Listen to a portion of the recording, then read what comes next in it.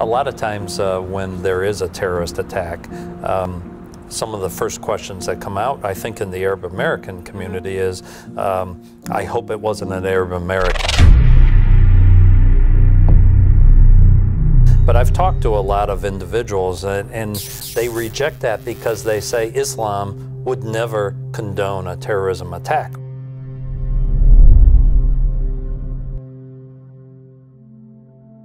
There are extremists who have tried to hijack Islam, but a terrorist by definition would not be a Muslim. Yes.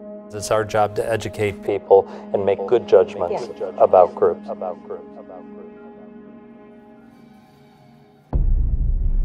Welcome to Spotlight. I'm here at the Federal Building with the Special Agent in charge of the FBI, the Detroit Division, David Gelios. It's great to have you on my show today. It's a pleasure to be with you as well and be speaking to the MEA TV audience again. Thank you. And how are you today? I'm excellent. It's almost the holidays, right? So it's a great time. Yes, exactly. Yeah, well, you started your journey with the FBI in 1995 in Sacramento and advancing through other U.S. states, and now you're here in Detroit. Right. So before we get into that, can you tell me about why did you join the FBI? I know you were once a high school teacher and a college coach, so tell me about that. I was, yep. So after I obtained my degree, I got my first job with the Kern High School District in Bakersfield, California, and I taught high school in an inner city high school, and then took a break for a couple of years, coached at Ball State University in Muncie, Indiana, went back to teaching, and eventually worked for the University of California Office of the President for a couple of years. But I had some family members who were in law enforcement, and a very close family friend of my wife who was an FBI agent, and always respected greatly, you know, law enforcement and the job that they did, the risks they took, and one day had occasion to speak to the FBI agent who was my wife's close family friend. He said, "You ought to consider this as a career opportunity." And I was looking, what do I want to do the rest of my life? And but was it a curiosity first about the FBI? Yeah, it was a curiosity, but always something I entertained thoughts of doing. Yes. You know, and as we all grow up, we all have our parents, right, who aspire for us to do, become lawyers, doctors, whatever, you know. I've been there. Yeah, we've all been through that. Yes. And my, so when I had this opportunity, it became real, and a friend said, "Here's what you do." I applied, and there had been a long period of no hiring for 2 years, no hiring of agents. So they were motivated to hire, and within 9 to 12 months, I went through the entire process, was hired, and went to Quantico in March of 1995. So that was quick. It was fairly quick. Today it can take a year to 2 years for someone to apply to become an agent, go through the entire process, and finally be selected to go to the academy for 21 weeks. Why was it easier before than now? Because they had a period of no hiring. So there were a number of agents who had retired during that 2 years. Yes. They had a dramatic need for a new agent. So they put a lot more people on doing all the work necessary to get the backgrounds done. And there was a big surge in hiring. And we're getting close to a similar surge in hiring today. And the FBI office in Detroit is working very hard to identify new agent and professional staff candidates in our own area. That's good to know. I want to ask you, transitioning to a city like Detroit with high crime rates and vast diversity, how is it like? It must require a lot of responsibilities on your behalf. Tell me about this transition and the changes that came along with that. Yeah, well, let me just speak to the diversity part. Please. Because I've been in a number of assignments in the FBI where crime and violent crime were significant problems. What makes this area unique particularly is this is a wonderful mosaic of cultures and ethnicities. Unlike many places in the United States, everyone knows highest concentration of Arab Americans in the United States, large numbers of African American, Hispanic, and lots of groups people don't even know about, be it both religious and ethnicities. We have Sikhs. It's a diverse religious community with large Jewish populations, Islamic populations, Christian populations. But does that like make the job harder for you guys? I would think it could potentially make the job harder, perhaps another area, but the Detroit field office has had a series of leaders over the years who have embraced the community and spent a great deal of time getting to know the community. Or maybe to understand the culture more of, you know. Absolutely, and I've been here for just over 2 years, and my education level today is far greater. I was unfamiliar, for instance, with Chaldeans when I came here, and today I'm very familiar with the Chaldean population and you know, their backgrounds. So it's been an education. We all work for, you know, master's degrees, etc. I consider my 2 years in Detroit a bit of a graduate degree. Yes. Well, your job is challenging as it is, and it must be very rewarding to be able to do what you do on a daily basis. But is it true, like, not 2 days are like in the life of a special agent of the FBI? Well, there is a great deal of variety in an FBI agent's life. And I'm doing different things all the time, but don't let anyone confuse you. We have our routine as well, you know. But it must be, it's exciting. It is very exciting. I mean, one day, for instance, an incident anywhere in the state of Michigan that would potentially prompt FBI involvement could happen at a minute's notice, where we rally nearly everyone in the field office to go investigate something. For instance, you know, back in June we had an attack at the Flint International Airport. That consumed us for a couple of weeks, and we were very, very busy responding to that. And then we have everyday investigations we're conducting, which keeps all our agent and professional staff and our analytical staff busy all the time. So tell me about the rewarding part of it. You know, the rewarding part is, and it was when I was a new agent in 1995, to know someone has been victimized. You know, when I was in Stockton, California, you talked about Detroit being different. Stockton was a violent city. So I worked a lot of violent crimes, be it kidnapping, serial murderers, bank robberies, credit card fraud, bank fraud, those sorts of things. So when you know you have a victim and you can dedicate your time and effort and the resources of the agency you represent and solve a crime. Sometimes, for instance, in kidnappings, sometimes it's too late. Someone has passed. So it depends on the circumstances too. It depends on the circumstances, but it's very rewarding to see justice served. Just a week or two ago, I was up in Grand Rapids for the sentencing of Dr. Nasser, the gymnastics doctor. And we met with a good number of victims after the sentencing, and there was a great deal of satisfaction on their part, as well as on our part, to know that we took a predator off the streets. So good. Absolutely. Yes, absolutely. Moving on to topics concerning Arab Americans that live in the States here. I have to talk about racial profiling, and it has been a controversy since 9/11 till the latest deadly terror attack in New York. In what way can racial profiling be a necessary part of effective law enforcement? Yeah, well, as an official matter, the FBI and the Department of Justice does not condone racial profiling. We are only allowed to investigate violations of federal law, crimes, threats, and it's not based on anyone's race or ethnicity or religion or sexual orientation at all. Now, let me give you an example.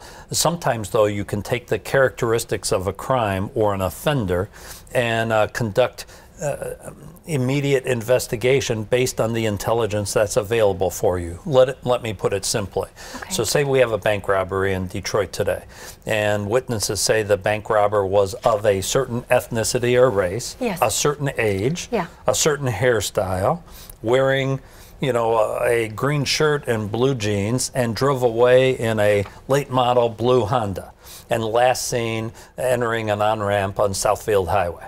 Okay?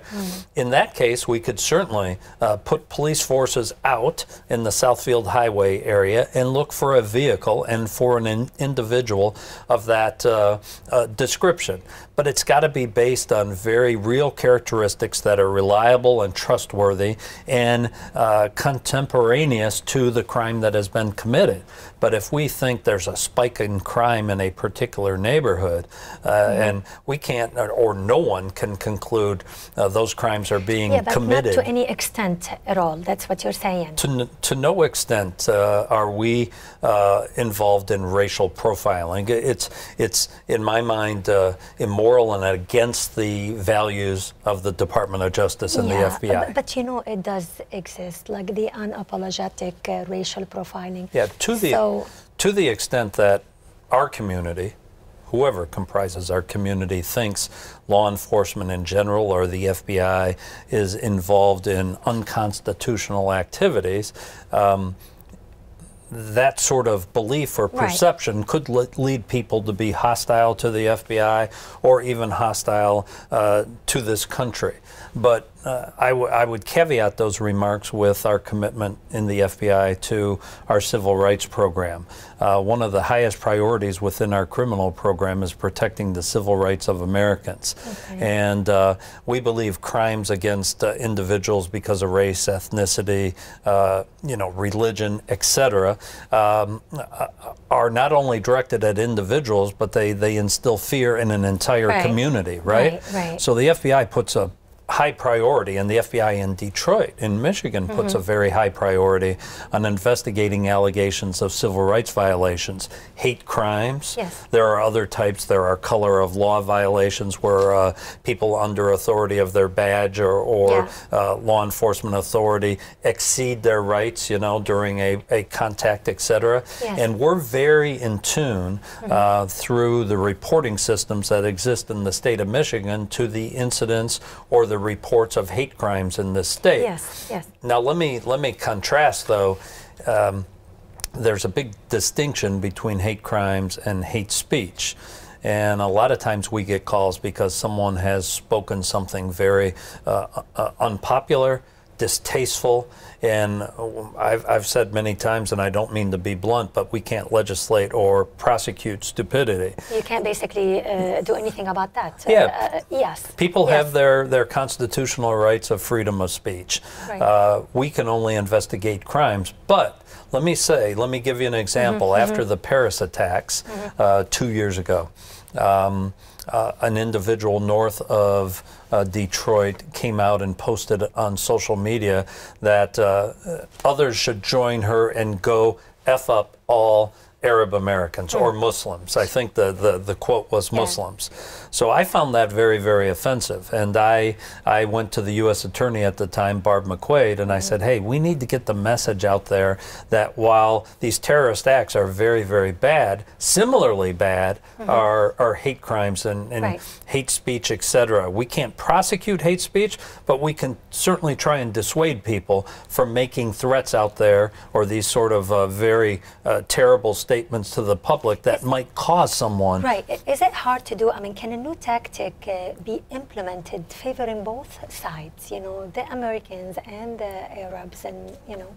Well, you know, in that case, we came out publicly. We spoke of the priority we place on protecting the civil rights of all Americans. And I just throw out as an anecdote to you, thereafter someone brought to my attention, someone had posted on social media, surely the SAC of the FBI in Detroit doesn't equate the death of people in Paris to what this person said in St. Clair County, right? Okay. And I took that as a badge of honor because surely I do. I think they're both evil and bad things, right? And I'm very committed to going out in the community. And when someone makes a threat like that, I've instructed my staff to go knock at their door and say, what do you really intend on doing? And if they lead us to believe they're planning some sort of criminal act, we try and have a conversation, and we put them on notice that to the extent we can prove a federal violation of law, we're going to prosecute them. Okay. Yeah, that sounds actually good. Yeah. Well, I'm going to take you now as an example. You live and work here in Michigan or in the Metro Detroit area, and we live in the largest Arab populated area outside of the Middle East, and you attend a lot of events and functions of the Arabs, you know, and you've seen the good doings that they do and the services and all that. How can we change the image of well, you know how the media always shows the negative in the social media and the news. They show the negative image of Arabs. How can we change that, at least to diminish the tension of the racial profiling, at least? Yeah, I speak to a lot of groups throughout the state of Michigan. I've spoken to a lot of Rotary groups, for instance, and we talk about the threats of terrorism and cybercrime and violent crime. But I'm always quick to say that don't think because we have the highest concentration of Arab Americans in the United States that the threat is any greater here due to the presence of lots of Arab Americans. I've also spoken, we have a young man soon to report to our office. He's a Palestinian, you know, by ancestry. And we are out there trying to recruit additional individuals who are representative of the communities we serve. I can tell you, part of my education in my time here, I've learned the true meaning of jihad, for instance. Jihad, to many people, uneducated people, believe it's the mission and obligation of all Muslims to, you know, commit warfare in the interest of Islam, but it's not. It means a struggle, as I understand it. It means a struggle for your faith, or a struggle for your profession, or a struggle for your community. And I tell groups that, you know, when they mistakenly interpret the word jihad in a certain way. And we go out to all kinds of groups. I was at an event on Saturday night, the Association of Islamic Charity Projects, or I may have the name wrong, but we're out with those groups all the time. And it's really a multi-faith. Many of these events are multi-faith. We have a wonderful interfaith community that tries to do what I think you want to happen in this area, which is people demonstrating respect for people of all religions and backgrounds. Yes, that's great.